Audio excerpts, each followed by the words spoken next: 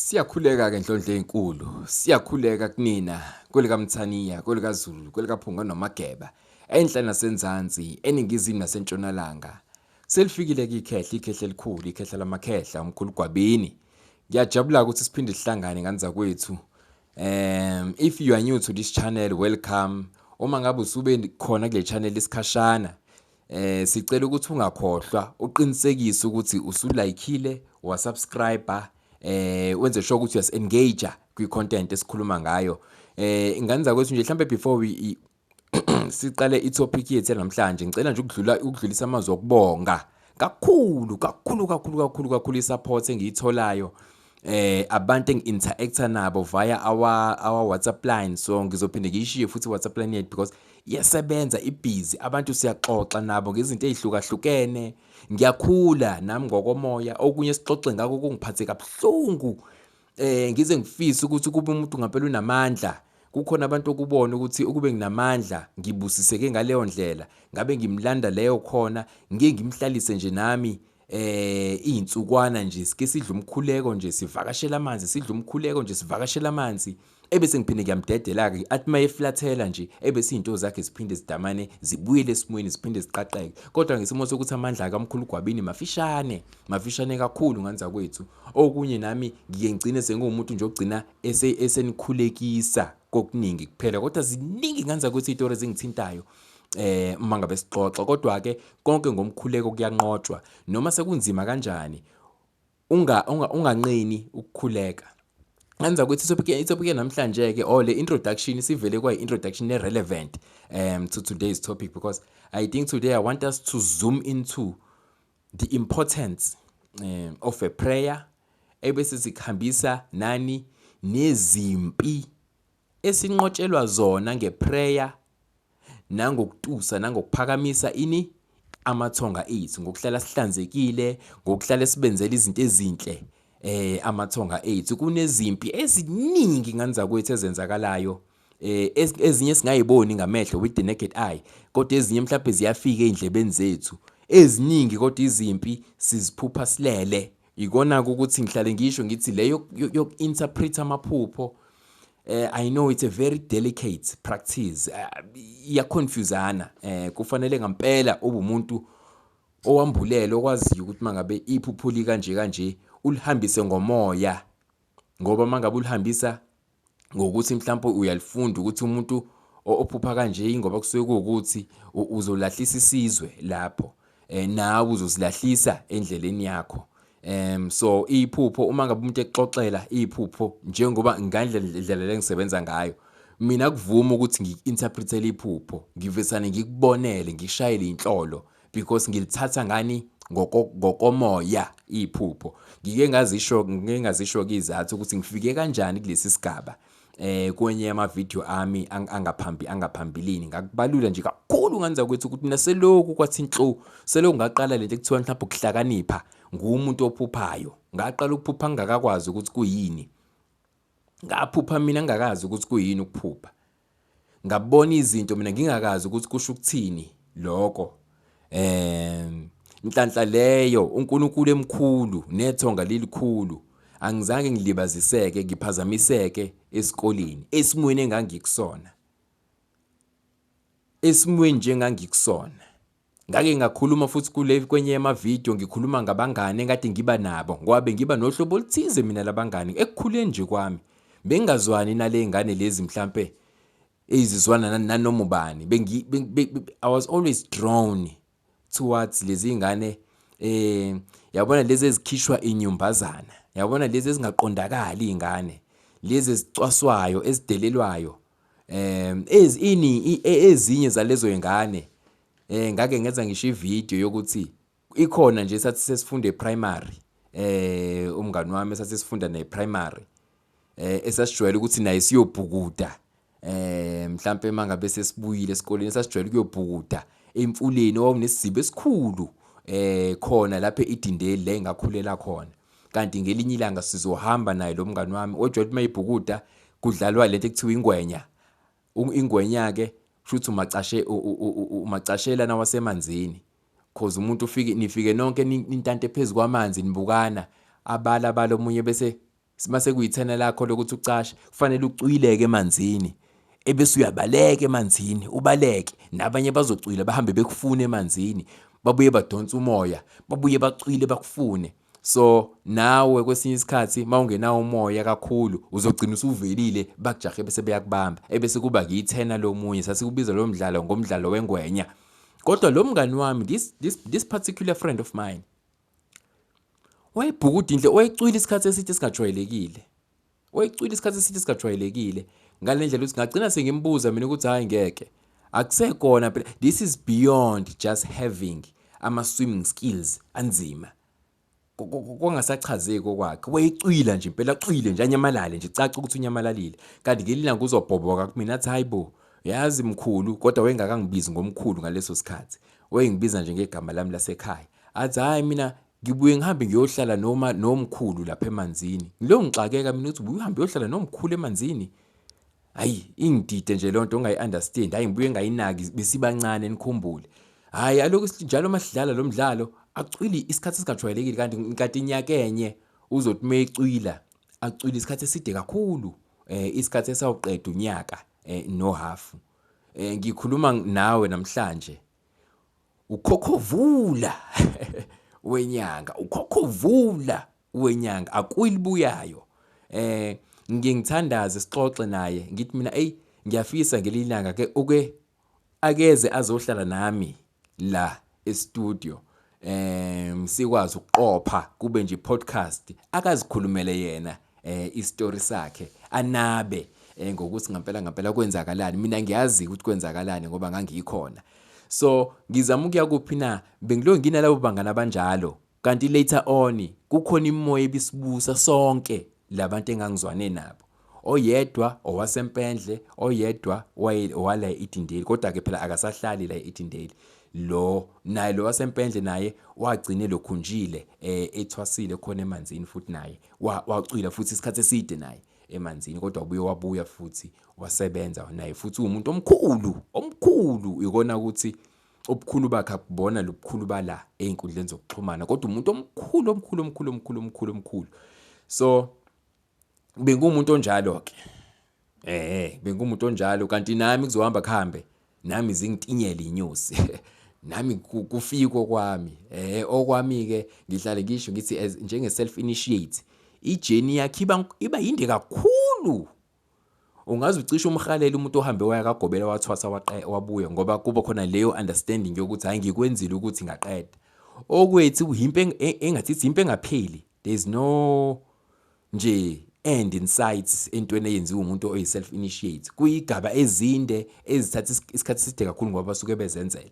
Anyways angikho kakhulu kuleyo lokhunjana kepha bekuyisingeniso nje nayo into engiyakuyona nganza kwethu umthandazo unamandla ithonga nedlozi kuyaphila kukhona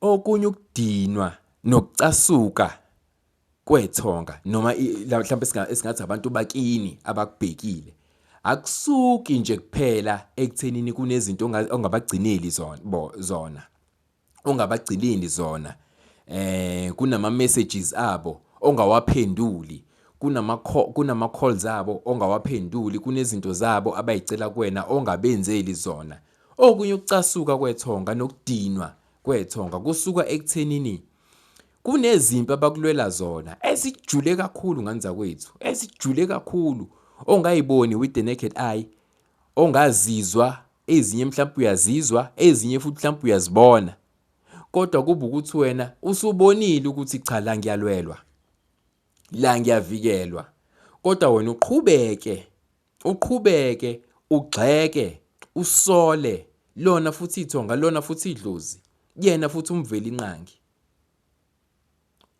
umsole njengomuntu ongakulekeleli ngalutho njengomuntu okuyekelelile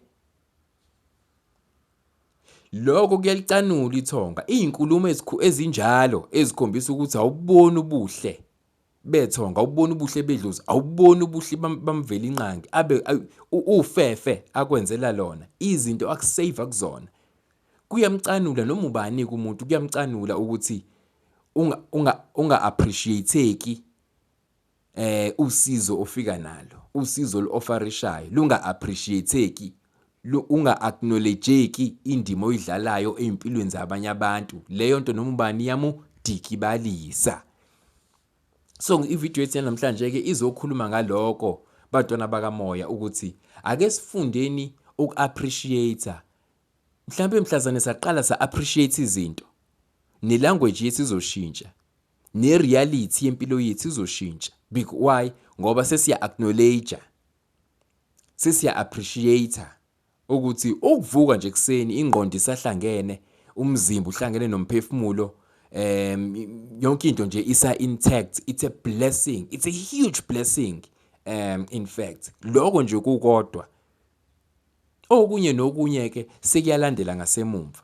Ngike la, uyazi ukuthi njengoba ngikuyona le topic yezimpi, yazi ukuthi kukhona iy'mpawu eziyaye y'khombise ubuthakathi obujulile osuke kubuza ekhaya noma buza kuwena as an individual, noma nje kuwubuthakathi obu-directed towards your homestead.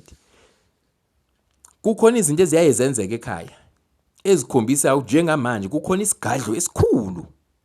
isigadlo esikhulu esesingenile ekhaya. Kepha lesi sigadlo, amathonga akini, abantu bakini basekhaya basivikele ukuthi singakwenzi exactly lokho okuhloswe yisona, lokho esithunywe ukuthi siyokwenza. Ebese idlozi ngaso sonke isikhathi, ngakho ngihlale ngithi ngane zakwethu le khaya sisebenza ngamaphupho for a reason. Ayikho into esiyenzayo singalandeli iphupho okuyimiyalelo ephuma kwabakini. Akukho la mkhulu Gwabini ekuhambela khona phambili ethi kukuthi nokucha. Mina ngike ngicela amaphupho ebese from lawo maphupho onginikeze wona ngikwazi ukushayela inhlolo. Sikwazi ukuthola umhlahlandlela. Amaphupho awalahlisani.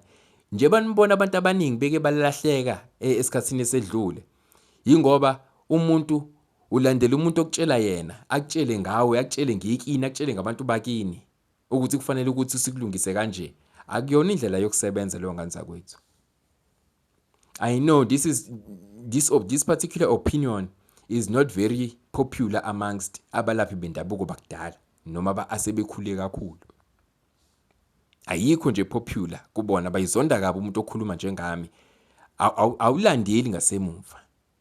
Uwo kufanele ulide ngaphambili. Yena ebese njani eyak-advise athi ukuze sidlule la nazi ikhale sizoyidinga. Ukuze sidlule la ngicela sicophele lesigade u-A no B no C. Kodwa yena kufanele alandele ngasemumva imiyalelo elethwa amathonga akokwenu. So kuzoba khona ke izimpawu ekhaya ezikhombisa ukuthi cha siyagadlwa. Uyazi ukuthi idlozi ithonga mangabe liphebeza ingozi enkulu ekufanele ngabe ivele ekhaya, lizoyiphebezela kuyinto enisiza nonke nomndeni. Ngicela ukuyiphindela because ijulile, ngicela nilalelisise. Idlozi mangabe liphebeza ubuthakathi, isigadlo liphebeza ingozi ekhaya, lizoyiphebezela kwi-appliance, mhlambe kwi-appliance yasekhaya nonke enirelaye kuyona, nonke nikhonzile, nonke nisebenzisayo. For example, kube yini i-TV, kube i-TV. Kungenzeka nje uvuke ekseni ugeze uyihambele, uthi uyabuya usubuyele ekhaya uvula mhlawumbe umabona kude i-TV yakho. Uvesana uyithola i-TV yakho ukuthi isinesimo engathi mhlawumbe sino-ink okanye ivesana inga-oni at all. Futhi kucaca ukuthi hayi ngoba inga-oni nje isifile, khona into eshayekile, mhlawumbe kushayeka i-transformer yayo or something. Kodwa nje kukhona osekwenzekile okwenza ukuthi le TV yale ekhaya ife. Iyini i-TV le ekhaya? Ile kuhlangana khona wonke umndeni. Mawudla ntambama nibuka i-TV, nibuka izinhlelo ezahlukahlukene, nibuka umkhulu Gwabini namalokhunjana akhe ku-YouTube channel yamkhulu Gwabini, Indalo Media TV and Podcasting. Angithi nisuke nibumbene nihlangene niwumndeni. So njengoba sekushayeke le TV le, usunjani umndeni? Sekuyimessage le eshoyo ukuthi kunento ebiza lapha ekhaya. Kunento ebiza lapha ekhaya, eyisigadlo esijulile esisichilizile thina abantu abadala, esisichilizile thina amathonga. Sathi okungcono kufa i-TV kunokuthi kwenze njani mhlambe kuhambe ilunga lomndeni. Ingakho phela endulo bengafuneki ikhaya elingafuyile. Belingafuneki ikhaya ibala igceke negceke bekufanele kube khona kufuywe lapho. Kungaba yinja, yizinja, kungaba amahansi, kungaba imbuzi, inkomo, kanjalo noma isiphi isilwane that can be domesticated. Besihlale si-advocate amakhehla sendulo abe-advocate lento yokuthi kwenze njani kufuywe ebaleni. Into ebeyenza ukuthi bafuna ukuthi kufuywe kwakuyiyo le engiqeda kuyichaza ukuthi kunezimpi, idlozi nethonga ekwazi ukuzivika kangcono izichilize.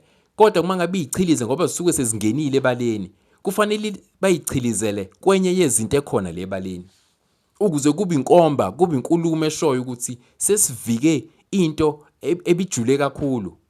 Okungcono yavesana yangena kwinja. Inja kusekuseni isisu sikhukhumele ifile, ibe kade iphile saka, ingenankinga. Ivesane ife nje ebaleni kube kubiyeliwe, nine sure ukuthi ayidlanga poison ngaphandle, ihlalile endlini. Kodwa kuseni ivesane kuse ifile, ivuvukele isisu ingaka. Okukhombisa kona ukuthi ithonga bekukhona into esuke kade efikile lapha, isilwane esithize sifikile ebusuku. Sathi masifika leso silwane mhlawumbe besingacishe sithathe umphefumulo welunga lomndeni, okanye mhlawumbe isilwane besingacishe sithathe umqondo. Khona abantu abavuka bebalekelwe ingqondo, behlanya. Umuntu kade lale right avuke ekseni esehlanya. Izimpi esizivikelwa kusebenza ithonga nabakithi abasimbethe, nabakithi abangasekho. Ziningi ngani zakwethu izimpi ezivikwa abantu bakithi abangasekho, esigcina futhi singasaba appreciate. So usuyabona-ke ukuthi ulaka lwedlozi, masikhuluma ngokuthi umuntu umkhulu gwabini mekushayela inhlolo, ngithi mina khona isimo sokucasuka nolaka edlozi. Olunye ulaka like lisuke ekutheni nje wena ubonje ukuthi sihlale sikuvikela. Wena bese ufuna idlozi likunike lokho okufunwa uwena ngalesikhathi esifunwa uwena. Ekubeni kukhona izimpi wena ongaziboni with the naked eye. Idlozi lakhe lizibamba 24/7. Omunye azasho ukugcwala umlomo athi hayi mina mkhulu ngeke sengincamela ungabenzeli lutho ngoba naba bangenzeli lutho. Akwazi ngani yakwethu ukuthi ungalahlwa abantu bakini. Akwazi ukuthi ungalahlwa ithonga lakini. Akwazi ukuthi ungalahlwa idalwa, amakhehla, izalukwazi, izingane, obhuti, osisi, omalume, o-anti, bonke abangasekho basegazini lakho. Akwazi lokho. Kunezimpi ababhizi abakulwela zona wena ongazazi. Ngelilanga nike nivuke ekseni kwenzeka into enithatha kancane nje for granted. Nivuke ekseni mhlawumbe nilale kade iketela lokwenza itiye lisebenza, ngenza nje umzekeliso. Kade lisebenza lingenalutho, aluwanga libanga nilala. Manivuke ekseni iketela lisasebenzi. Manisi niyaliplaka niya-onisa nifaka hayi alisasebenzi iketela futhi icaca ukuthi hayi ukuthi lifile.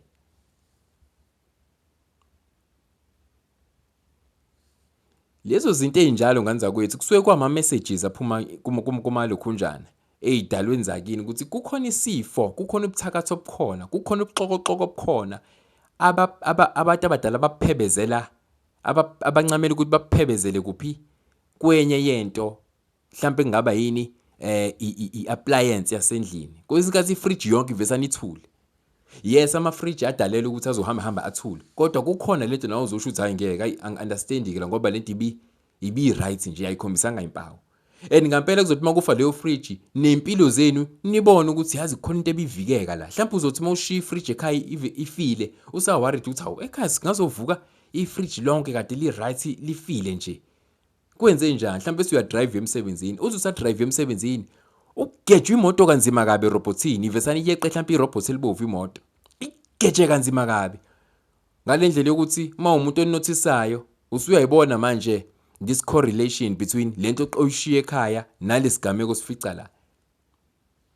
emgaqweni ucishusha uyabona cha kusho khona evikiwe la iviki endlini before uphume kwesinye isikhathi njengoba ngenza i-example ye-TV uzothi usaworried ukuthi hawu ekhaya yazi besidlali naku sivuka i-TV ayisasebenzi usa-confused udriver nje emsebenzini uthi uyafika emsebenzini sekukhona ilist yabantu ekuthiwa bayadilizwa bayamiswa emsebenzini uthothi igama lakhe alikho kuleyo list kanti idlozi nethonga lichilizile lokho lancamela ukuthini ngamane kuqhuma ama-fuse e-TV lichiliza ini ubuthakathi isigadlo ukuphuceka kwezinto ekhaya enye into the reason why ithonga nedlozi lizohlala kulezi zinto lezi ngathi zibalekile ingoba lisuke lifuna i-attention yakho ukukhombisa ukuthi uyabona yini ukuthi sikhona yabona lento that which you hold dear to your heart, that which you love so much, that which you use maybe like on a daily basis,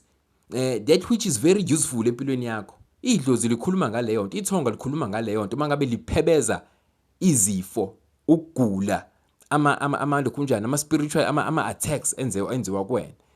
Enye into nje ejwayelekile mhlawumbe i-example common enzocisho nizwe eyemoto.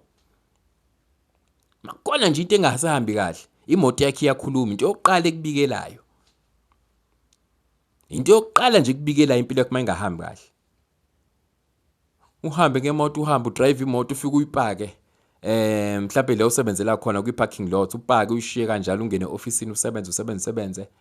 Kuthi ngesikhathi sema-lunch ubone sekuqhamuka i-security lizokubiza. Uthi mawuthi hawu ngibizelwani na? Lithi hayi khona isimo esiphuthumayo awuzoqalaza.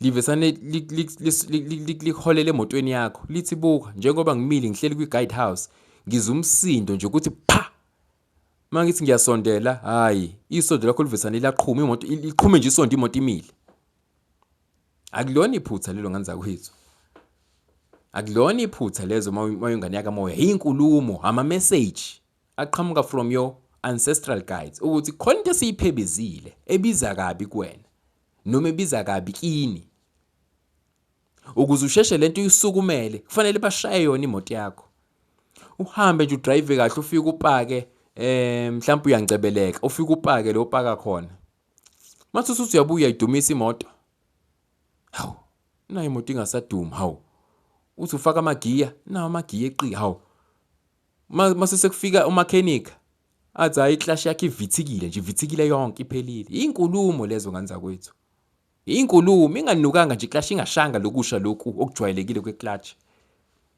kodwa kuthiwe athi mechanic angeke ama symptoms eclash lawo impawu zeclash iphelile inkulumo kusuke idlozi nethonga mangabe livika isigadlo basiphebezela kulento vele ebalekile ekhaya ezokwenza impilo yenime ukuze nilungise lesimo esivelayo.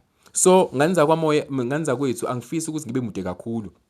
Kepha le video ngithe ukuthi ngiyenze asifundeni ukukhuleka. Uma ngabe ukhuleka awukho umkhuleko onjengokuthela amanzi emhlana wedada. Yonke imkhuleko iyafika. Yonke imkhuleko iyafika le kufanele ukuthi ifike khona.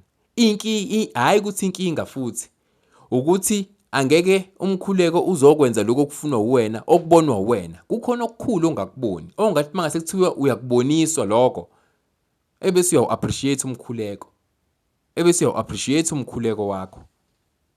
Ngicela siqine ekukhulekeni sifunde ukucophelisisa uyinaki izinto ungathathi izinto for granted. Yabona manje i-generation yethu yamanje i-majority yethu sinemimoya sonke. Sinemimoya ekufanele sisilungisele laba abadala ekwadlalwa ngabo, laba abadala abashiya ikhwama emakhaya, laba abadala abagcina bengalithathanga abanye uhambo abangaliqalanga ngokuqala, abanye baliqala balishiya half, abanye baliqala bangaliqeda, abanye baliqala kodwa benza into wrong. So sina sicela sivukelwe yile mimoya ke manje esikhomba kuphi esikhombe emumva. Asifundeni ukutadisha izinto, unotice izinto ukuze impilo yakho ibe ngcono ukwazi ukuminimize lama element of surprise. Nganza kwethu lo mkhulu Gwabini le Indalo Media and Podcasting. Ngibonga kakhulu sibe nani osukwini la namhlanje. Thank you very much for choosing us. Till next time.